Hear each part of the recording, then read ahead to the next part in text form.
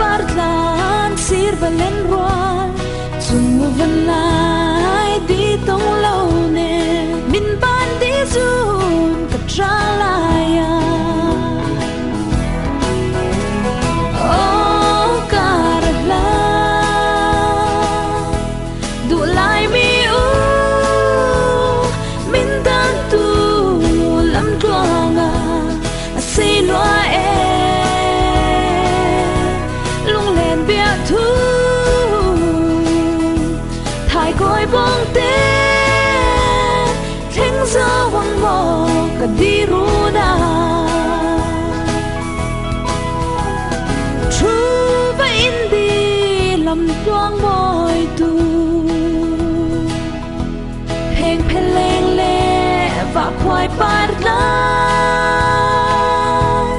sia thing za re zai tin rem thiang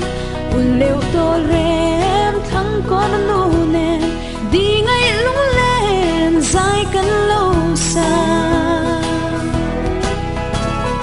oh karla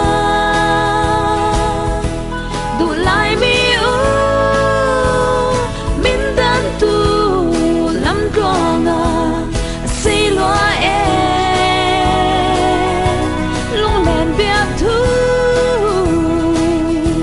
thai coi bom te theng za vang mo ka di ru na kai ta len ko la san ruai ye riang mo run di na wang chapa zan tiang chon kha an lo kai ya karabitha tang tin pelin aloi mi u irun nge ya oh karla du lai mi u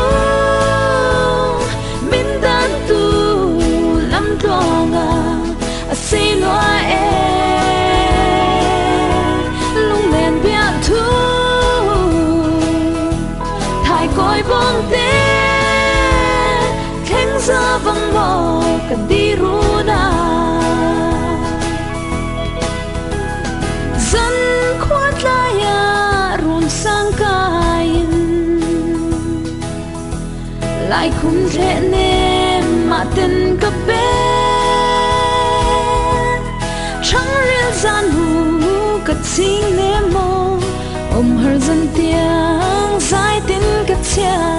oi le nge leng vong vong oh karla du lai mi u min dan tu lam tonga si loa e